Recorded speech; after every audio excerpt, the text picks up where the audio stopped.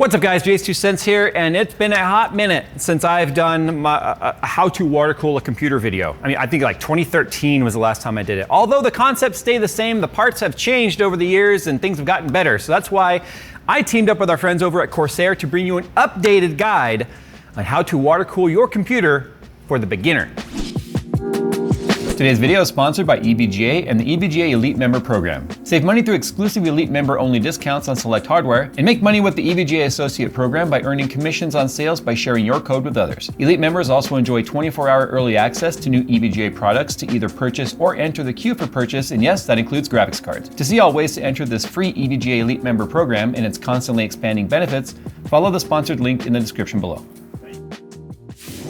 So I think there's this preconceived notion that water cooling is hard. It's really not that difficult. And one of the things that we're going to show you here is the parts that you absolutely need for the bare minimum of a water loop. We'll talk quickly about how it works so that you understand the concept. And if you understand the concept, then the rest might sort of click.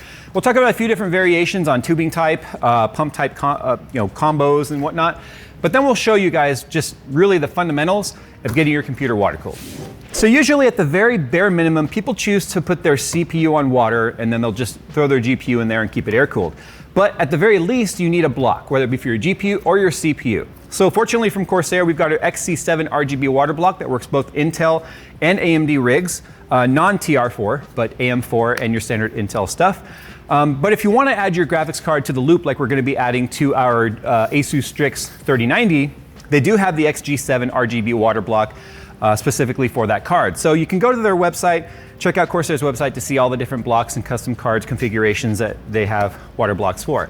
So now that you're able to pick up the heat, which is what the water block is doing, it's touching the component you want to cool and it's going to absorb heat. Now you need to get that heat moving through the system, and the way you do that is with a pump. Now we're going to be using the XD5 RGB pump in this case because it is a combo unit. So we have our reservoir on top, which is going to be directly feeding our water pump, which means you don't have to worry about that whole like how high is the block versus the radiator like you deal with AIOs. This is going to handle getting all of the air bled, getting the air trapped in the reservoir, and you can keep topping it off until all the air is out of your system. But the water pump is also included in this, which means you don't have to worry about conjoining them either with tubing or fittings. It keeps things tidy. It comes with its own mounting mechanism that mounts onto radiators and fan slots, keeping it all nice and simple. Now what do you do with all that heat once you've grabbed it? Well, you need to exchange it. You exchange it with the air. So what you're going to do is you're going to install a radiator. Now what size radiator you need depends on many factors. How many components are you cooling? Are you cooling one graphics card, two, a CPU with two graphics cards, just a CPU or a GPU?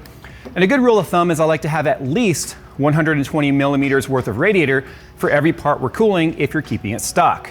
If you're going to be doing any sort of overclocking, I recommend at least 240 millimeters worth of radiator for every part. So we're going to be running our XR5 360 millimeter radiator times 2 in this system. So we've got 2 of them because our particular 5000D airflow case will allow us to mount more than one.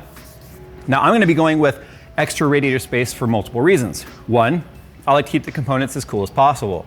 2, I like to fill out the case. It's kind of like if you're going to do a custom loop, you sort of want to go all out and have it be a showpiece at the same time. But you don't have to. You could go with a single rad, 2 rads, 3 rads. You can go with a 120 on the back. You can really scale it to the size that you want. There's really no such thing as too big. There is a such thing as being too small when it comes to radiator size. So that's why I like to stick to at least that 120 per component or 240 per component if you're going to be doing overclocking. Now obviously we're going to be running Corsair fans with these radiators. We're going to be running the QL120 RGB fans. This has LED rings on both sides of the fans. So no more do you have to deal with having the ring on one side, and then if you're pulling air through the front, you can't really see the RGB on the back. This has RGB rings on both sides of the fans, which is going to give us a lot of illumination so that we can have our system all be lit up without having to run any sort of LED strips. Now the last thing is we are going to be using the XT Hardline from Corsair. This is actually a frosted tube. This is something new for me. I've not actually used this tubing, and I think it looks great because it gives this appearance of being cold. Got this real nice frosted effect, which I think is going to make the system look like it's nice and cold. So obviously you need some sort of coolant. So we got our XL5 Clear from Corsair. Now this we can actually dye to be any color that we want. So I'll be using approved water cooling dyes, which are designed for PCs. You don't want to use food coloring or anything like that, nothing food based. And we can custom mix it to make it the shade of blue that we want. Just a slight touch of blue, which will look really nice in this frosted tube because it will really pick up the color and make it nice and translucent, and will really show it. So we've got a 1 liter bottle of that. We've actually got 2 liters of this to make sure we have plenty. And then last but not least, we need our fittings. We need stuff to actually attach all of these tubes together. So there's 2 types of fittings from Corsair. We've got the XF compression fitting. This is designed for soft tubing.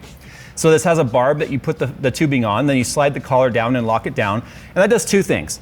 One, the barb is responsible for making the seal with the inside of the tube.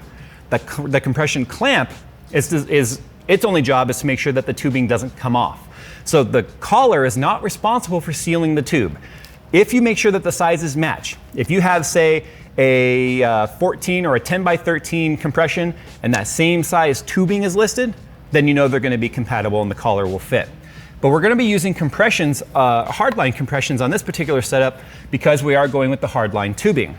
So soft tubing barbs, hard tubing with compressions. So as long as you make sure that the types match and the sizes match, they're always going to be compatible with the tubing. And then because we're using hardline, and this will work also with soft tubing, we do have some 90-degree fittings and some 45-degree fittings. This just allows us to not have to rely completely on bending the tubes to get things nice and orderly. We can use 90s and 45s where they make sense so that we don't have to bend everything all the time.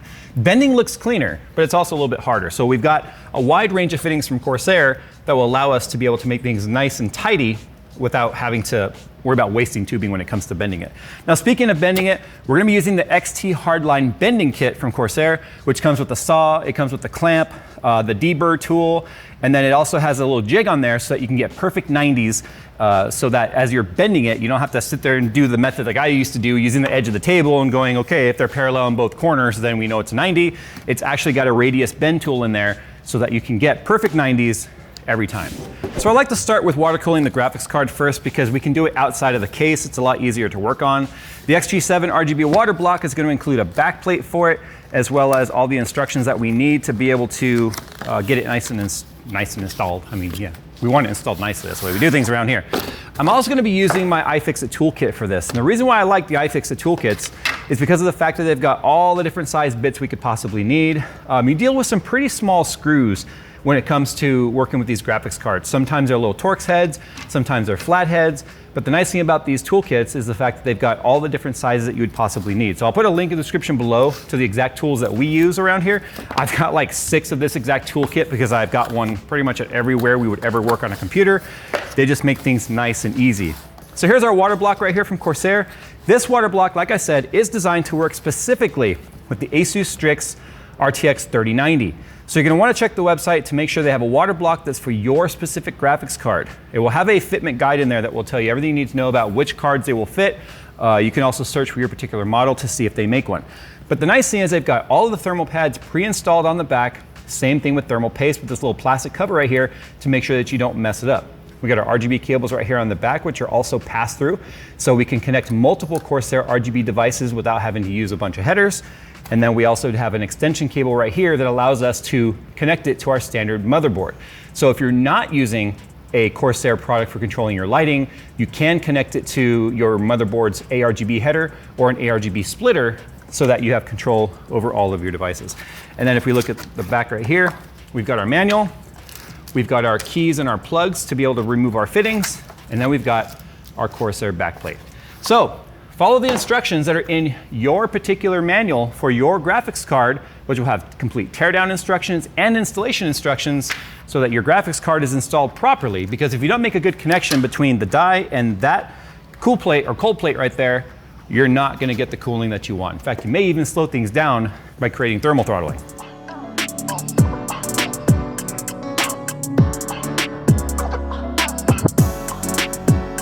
All right, so now that the XG7 3090 block is installed, we are going to just kind of snug down our screws in sort of a star pattern, starting from the screws right around the GPU core, which are these 4, and work our way outward. So when you're installing it, just get everything kind of snug, make sure everything lines up before you start tightening anything down, and then work your way to the outsides of the block, tightening the screws, but not going too tight. You don't want to strip them. It's kind of easy to strip screws if you're not careful. These are very fine threads and such. But as you can see, It's a perfect fit. One of the easiest blocks to install because of the pre-applied thermal pads, pre-applied thermal paste, and it looks good too. So now we're gonna put this inside of our system, and the next thing we're gonna do is screw it down because we obviously don't want it to fall out. But we're gonna go ahead and move on to our CPU block because it's quite a bit easier than the GPU, but obviously the GPU is just an optional step if you're going that route. But I prefer to do it first, that way I know it's all ready to go so that we don't do the tedious stuff at the end. We save that, the easy stuff for the end, so we end on a high note. And before we install the CPU block, I like to take out all of the RAM, that way it's not in our way. But the XC7 is actually really easy to install. It comes pre-installed with the Intel bracket already on there, but since we're using AMD, we're gonna be switching over to this AMD retention bracket. You can see all the screws are already retained on there, and they're self-retaining, so you don't have to install anything there. And this is gonna use the same factory backplate that's found behind the socket in all AMD motherboards, and this will thread right into that. But we've got to change over our block right here. Be careful on the back. We've got pre-installed thermal paste that we don't want to mess up, so be careful with that. You do have a little cover here that you could leave on there so that you don't accidentally mess it up. But since we're taking off this bracket, we want to be super gentle. So we're going to turn this clockwise until it comes loose. Pull out the block, move the bracket aside. We'll take the AMD bracket, take the block at that same 45-degree angle, and then turn it counterclockwise into place. This is actually going to be very, very simple. You're going to line it up and screw it down. So you're going to want to turn the thumb screws a little at a time clockwise, going in a star pattern until the threads completely bottom out. Now the threads on here are cut to a certain length, but you want to go until they stop, and that will give you even tension across the IHS on the CPU to give you maximum cooling. So once you're done with that, you'll take your RGB cable, sort of run it to the side so we can do our cable management portion at the end, because we all know we want that RGB goodness. All right, so we're getting ready to set up the radiators now, which means we have to figure out the direction of airflow, where the fitting's gonna go, and which screws to use. So I've already taken all my fans out, and one thing to keep in mind with airflow for fans is it always goes from the non-cage side to the cage side. So that's the direction of the airflow. Since we're gonna be running one fan on each side of these radiators, we also need to determine what's gonna be push and pull, whether we're going push-push or pull-pull on the rads. But I wanna talk about the screws here real quick. This is where a lot of people can cause damage if they're not careful. So you got 3 different size screws that come with the Corsair radiators. You're gonna have a really long screw, you're gonna have a slightly shorter screw, which, stand up. Okay, you got a slightly shorter screw, and then you got a short screw. So these are designed with very specific use cases in mind. So this is the front panel mount for the 5000D airflow that we have, and we're gonna be mounting our radiator to this. Now we're gonna put the radiator on the back side of the fans, with the fans in between this shroud and the rad. The reason for that is we want to be able to see the fans on the front side of the case. In terms of the way that the airflow works with pull or push, it's really not going to make much of a difference on which side you put the radiator on. So don't get caught up on, oh, it should be pull or it should be push. It really doesn't have any sort of a major difference that's even truly measurable on which side they go on. But the long screw is going to be for when you're mounting through a case, through the fans into the radiator. So for example, if you're gonna be taking this radiator and mounting a fan on this side of it, and then having it go through a case like a little case shroud like this, you've got to have a longer screw to account for the thickness of this metal. Otherwise, the short screw won't make it all the way to the piece. So if you push it through like this, you can see on our fan right there, we've got that extra distance sticking up, and then that's plenty of length to be able to mount it to our radiator. So in the front of this setup, I'm gonna be doing sort of a sandwich where we're gonna be going screw through the metal bracket, through the fan, into the rad. Now obviously I have the fittings facing the wrong way. They're facing this bracket, which would not do us any good if we were trying to actually have a functional setup here. So what I'm gonna do is flip this around, and I personally like to have fittings on the top, because fittings on the top will make it easier for air to move through the loop. So what I'm gonna do now is I'm gonna go ahead and get these front fans and rad set up so that you can see what it looks like inside the case. All right, so we have 3 different setups here for different rads and front fans based on where they're going in the case. So you can see this radiator, we have all 3 fans set up as pull. It's gonna be pulling air through the radiator. And this guy is gonna actually be going on this back wall right back here. Now, something else that we have to consider too moving forward in the next scene is I have to attach the pump res combo to one of these in some way. It's more than likely gonna be on this one.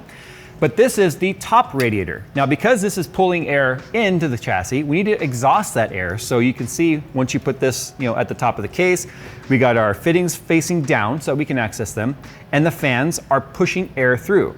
So this is going to be going up in the top of our case, just like this. So you'll want to push all your wires through your cable management holes. Same thing for the front fans here. Now the fans on the front are also going to be pulling air in. So you can see we've got the cage side facing us. Now this is one of the reasons why I'm a huge fan of these particular fans, because we've got the rings on both sides of the fans. So the front of the case is going to be lit by the hub ring, which lights up the fan blades, and then the ring around the actual cage. And on the back side, we're still going to see the lit up ring on the back side of the hub, as well as this ring on the cage. So you got lighting on both sides of the fan, giving you the most light without having to run any sort of RGB strip. So let me go ahead and get these installed, and we're going to do that using these short screws, which I showed you earlier, because the short screw is designed to mount the radiator directly to a piece of sheet metal, whether it be the back side of the case or the top of the case or a bracket like this. All right, so we got our radiators mocked up and we got our front fans in. Now you'll probably take these in and out a couple of times as you're trying to get everything sort of lined up to figure out where the fittings are going to go, where you want everything kind of routed. But as you can see, we've got these 6 fans working as an intake. So this is kind of a channel of air coming from the corner here, but that's going to be a lot of intake. We put our fittings at the bottom on this back rad because it gives us more clearance to be able to access it. And then we move the fittings, which I would typically put in the rear, to the front, because again, this is a much open area, easier to get to our fittings, or our barbs right here, and our ports to be able to put our fittings on there. So it's time to get the pump in there, now that we have the radiators and the fans and everything where they're gonna go. The nice thing about the XD5 is the fact that it comes with the mounting brackets to be able to mount it to any fan and or radiator. So here's our pump, here's the bracketry with the hardware. We've got our manual.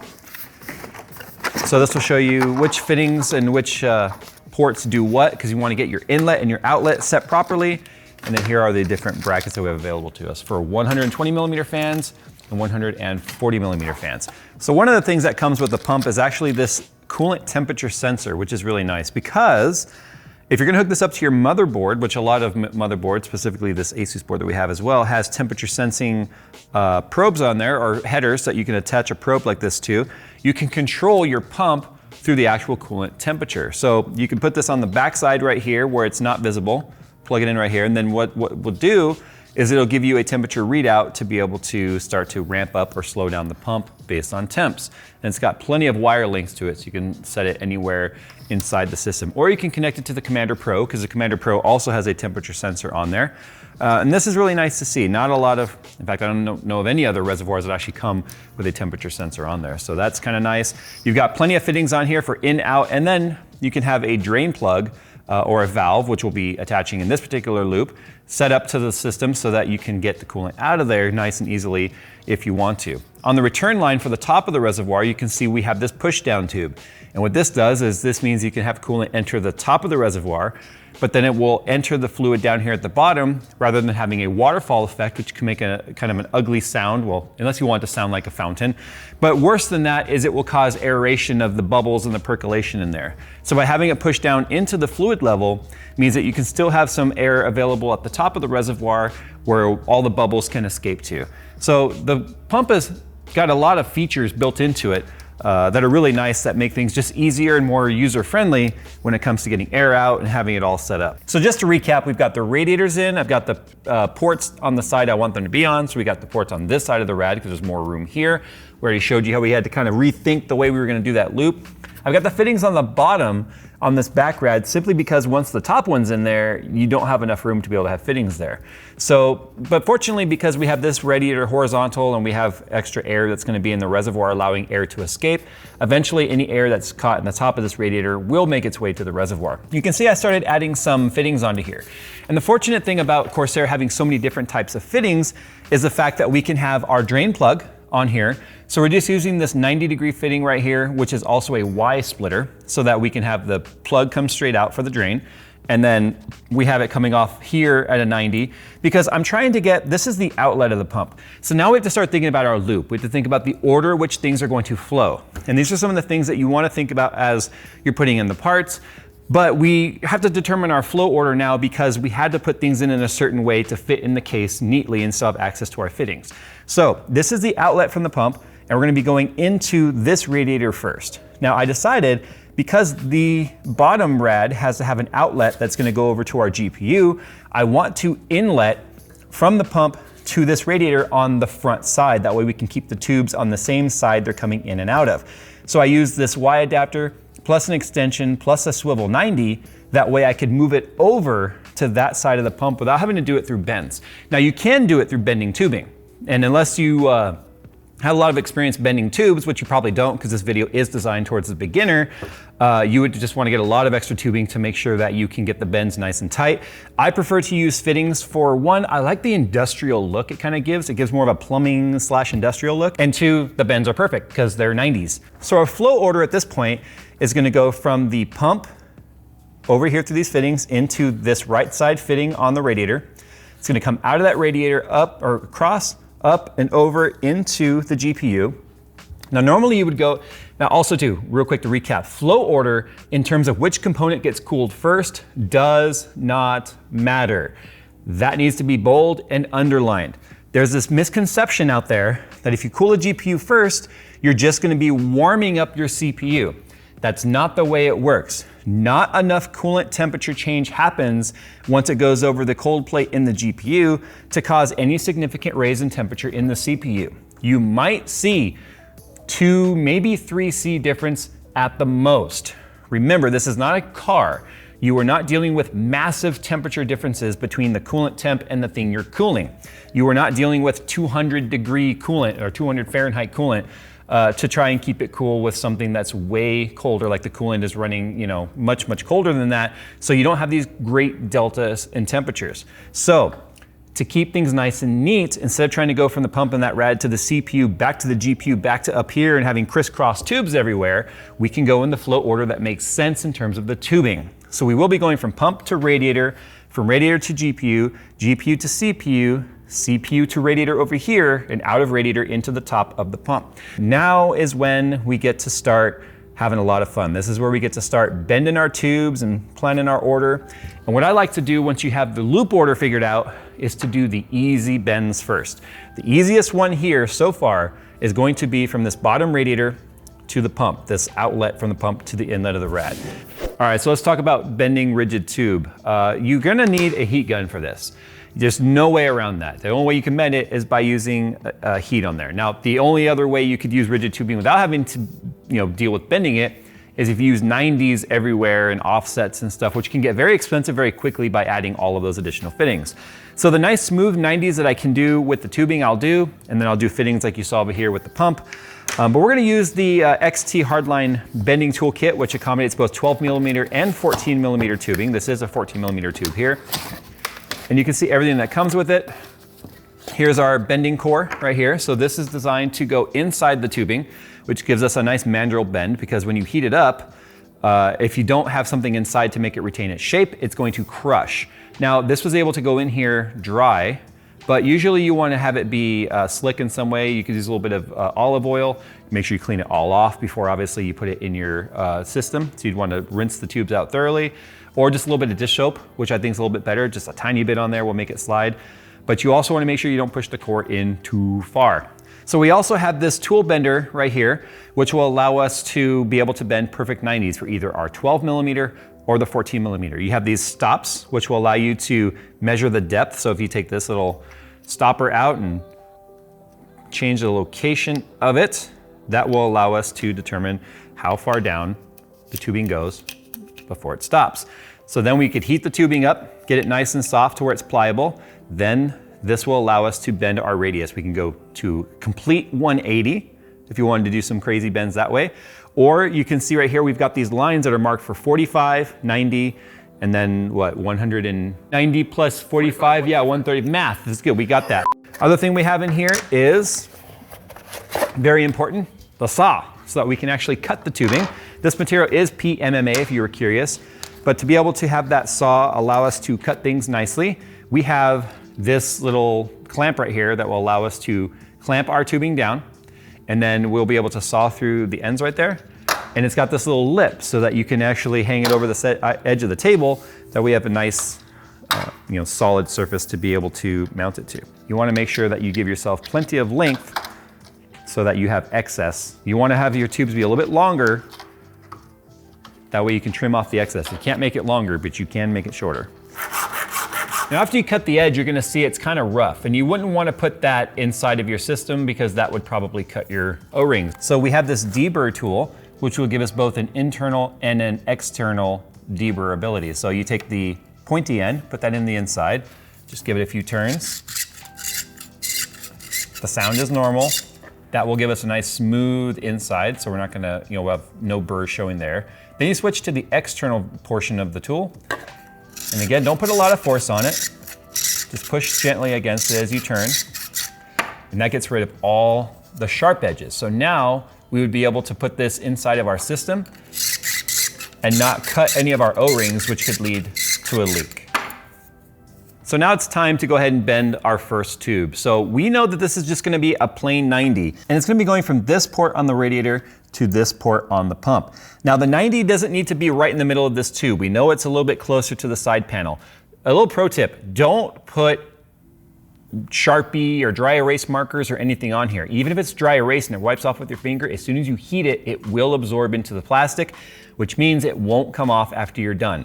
So what you want to do is kind of get the best eyeball of where you think your 90 should be placed by just kind of holding your tubing up and going, okay, it needs to bend roughly right around there. So we're going to put this core in on the other side, and then we're going to start heating the tube. Once the tube starts getting soft and kind of wanting to bend, that's where we will go ahead and put it into our vise right here, or our little bending clamp, so that we can get our nice curved radius. You'll notice the clamp is also curved on the inside. That will also allow it to keep its round shape rather than getting that kind of even with a mandrel, sometimes you can get it sort of crushed slightly, you get what looks like kind of a flat spot if you were to do it on the table. This nice curvature in there will make sure that it maintains its shape. So here's our very first bend. It's our 90-degree tube. We can pull the mandrel out once we get it out of there. So you can see, nice, perfect 90. It maintains its shape. It doesn't squish or flatten out. A little pro tip of taking the tubing or the core out, if it kind of gets stuck, just sort of twist it as you pull, and then it will work its way out like that. It kind of releases some of that surface tension. So there's our very first 90. Now you can see it's obviously way bigger than what we need in terms of length, right? So this is where now you'll kind of get everything sort of lined up, measured out, and then make sure you cut a little bit longer than what you need. You can always shorten the tube. You cannot make it longer. So this is about the time you start getting really excited because you can start to see it sort of take shape. So I just made that 90, and then I just trimmed down the links until they were perfect. Now some of the things that I look for here is you want to make sure, especially going for like a 90-degree, like everything's got nice 90s and squared off. The things I'm looking for here are the things horizontal that should be. Is this fitting horizontal, or is it being pushed up weird, or is it pulling down to meet the tubing? If it has to go down to meet the tubing, you made it too short. So I just make sure that I trim small amounts at a time until everything is perfect. That's why I don't have the collars on here. You can see that we have the collars and the O-rings. I leave these off until everything in the build is done and ready to be locked down, because I don't know if I'm gonna have to make some sort of an adjustment somewhere that might make some of these tubings be off. Instead of, then I have to take all the collars off and whatever. So I keep them aside in a safe place. That way, once we're ready to start filling this and getting some liquid in here, then I put all the collars back on. Don't forget that part. I've seen people do that before, where they forget to put the collars back on and then it's full of liquid and they're like, oh man. All right, so all the tubing bends are in. You can see I've got all the caps on. I didn't put the caps on until everything was lined up how I wanted it. All the tubes were done.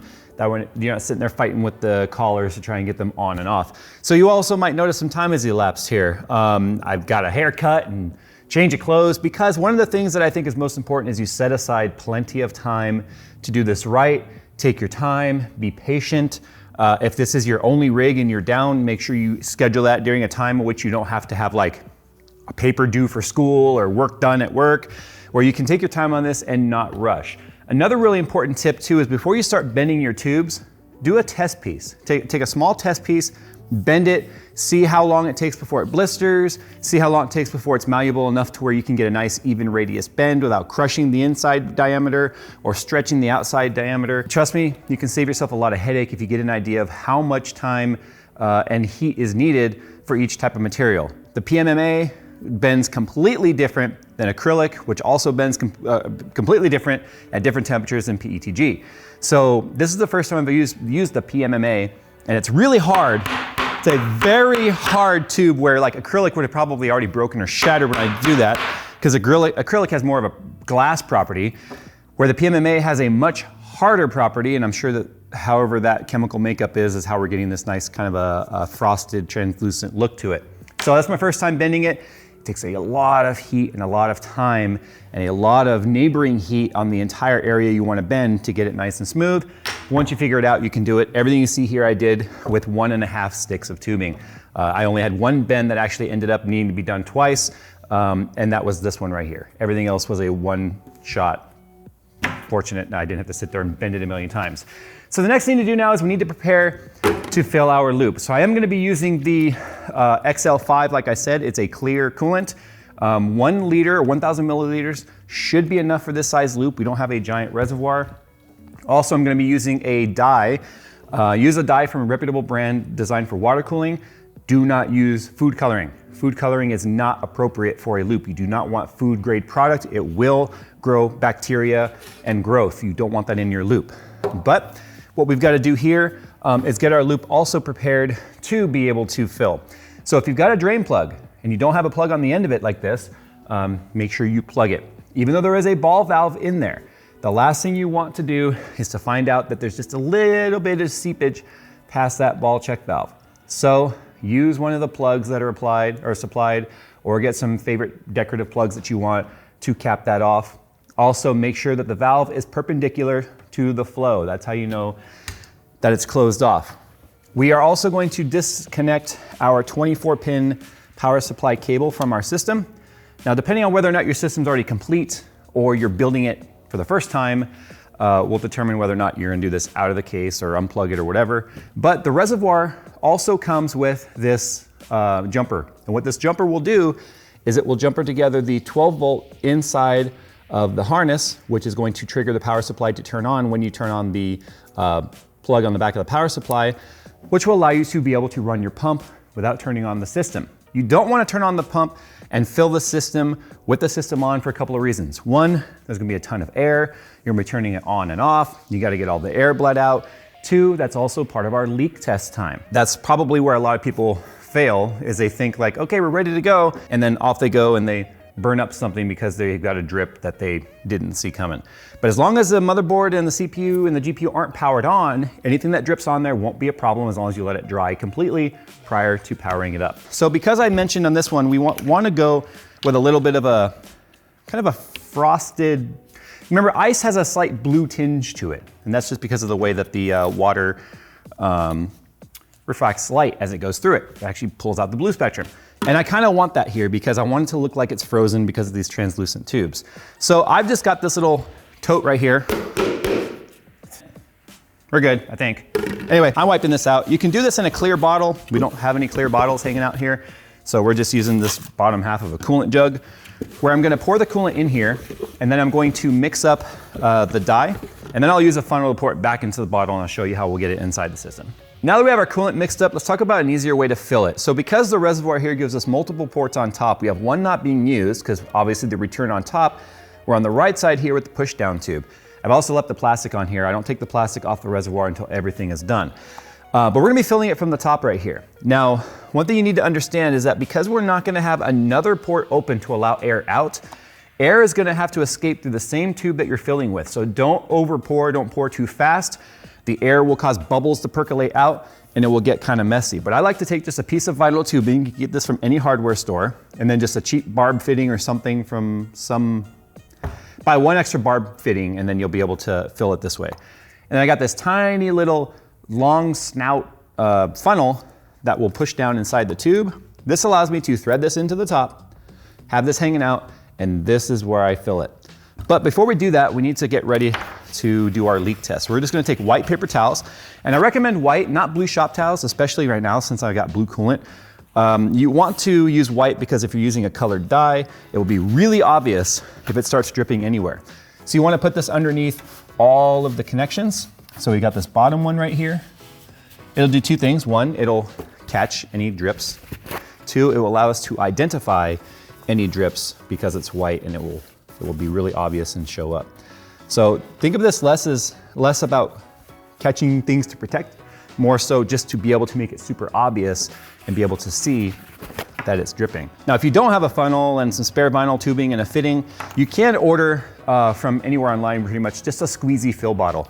This makes it a little bit easier to control. You get it down inside the reservoir and you just squeeze to fill it until the reservoir is full.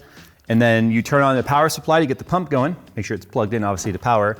And then as soon as the reservoir runs empty, turn it off, refill the reservoir, and keep that going until you have coolant coming out of that tube. Once you do, fill it up all the way and then let it run for at least a half an hour to allow the air to start to circulate and make its way to the reservoir. The level will continue to drop as long as air is making its way there. Continue to fill it up, but leave a little space for air to actually be able to accumulate at the top. You don't want to fill it all the way to the neck. And just keep that going until you have, well, what seems to be all the major air bubbles moved, and then we'll talk about how to get rid of the micro bubbles. Okay, so now that our loop is full, there's gonna be a lot of air in this system. So what we're gonna do next, we're gonna let it run, obviously for our leak test, but we wanna promote the movement of air. So you're just gonna sort of lean the system, and see as I do that, we start to see bubbles move. You can hear them moving. You can see them making their way back to the reservoir. Lean it that way, lean it the other way. See all the air moving through the tubes. The nice thing about clear tubes is that you can actually see it move. Tip it backwards. Also, make sure the cap is on the reservoir while you're doing this, because you don't want to leak it all out everywhere. And then if you give it just a little tap when you go down with it, don't smash it on the ground, but if you just tap it down, you'll loosen some bubbles up too. You'll break that surface tension. I would recommend doing a leak test at least for 2 or 3 hours. Some people will say 24 hours. I find that if it doesn't leak in the first few hours, it's not going to leak at all. So we're gonna let that go. You'll notice the coolant will start to clear up in the reservoir. Right now we still have the plastic on it, remember that. So that's one of the reasons why it doesn't look super clear and shiny. But you're gonna let this go for a while. Eventually all the small micro bubbles, which are aerating the fluid right now, which are making it look cloudy, will clear up. That'll just take some time. And you don't wanna fire, as tempted as you are right now to fire up your system, I mean, we don't even have GPU cables installed yet, so it's not gonna fire up. Let the leak test do its thing. Don't get impatient, give it time. Make sure everything's dry. Go get something to eat, come back, look, if the paper towels are still dry, give it an hour or two. If they're still dry after that, now we can talk about hooking up the rest of our systems. All right, so here's the finished product after a couple of afternoons worth of work. Like I said, it's really important to just set aside some free time so that you're not rushing yourself to try and get it done. Take your time. You start feeling frustrated, walk away from it for a little bit, come back to it later when you start to feel a little bit rejuvenated. But you can see the final product really came together. A lot of the micro bubbles are gone. The cloudiness is kind of going away. It's not as aerated. It's nice and clear looking now. These surface tension bubbles here will go away over time. But you can see I also went ahead and got all of the RGB set up here with our QL fans from Corsair. So we have IQ installed, and it's now giving me, it's really slow and subtle, but it is sort of color shifting between a very icy blue to a slightly hued blue added to white. It's very subtle, but it is shifting back and forth to kind of give you a little bit of this glacier effect. I want this to look like the inside of a glacier. That's the cool thing about IQ is you can go in here and start to customize stuff to pull some lighting theme together to go with your themed build. But anyway, guys, you can see it's really not that hard. We didn't use a lot of specialty tools to get this done. We just used the Corsair bending kit with their cord and the saw, the little, I guess it's technically a jig or more of a vise, their PMMA tubing, the deburr tool, and then the little 90-degree bending kit really came in handy. I don't usually use these types of tools, but the 90s were absolutely perfect, as you can see. It allowed me to get real sharp bends and keep the radius the same between all of them so they don't look any different. The only tool you might actually have to go out and buy would be a heat gun if you're gonna do rigid tubing like this, so that you can heat up the tubing and bend it. If you're gonna use soft tubing, it's even simpler. You just need really sharp scissors or some sort of a tubing cutter that will cut right through the soft tubing without any problem. So set aside a couple afternoons and just be patient, and you can end up with an amazing build like this without too much headache. If you guys want to learn more about the HydroX line of water cooling products from Corsair, I have a link down in the description below. Once again, a huge thank you to Corsair for sponsoring today's video. If you guys have any best tips and tricks when it comes to doing your water-cooled loops, put them down in the comments below. There's a lot of people that will be watching this trying to do this for the very first time. And if you think I missed anything here that might be beneficial in terms of best practices or tips and tricks, comment down below. Thanks for watching, guys, and as always, we'll see you in the next one.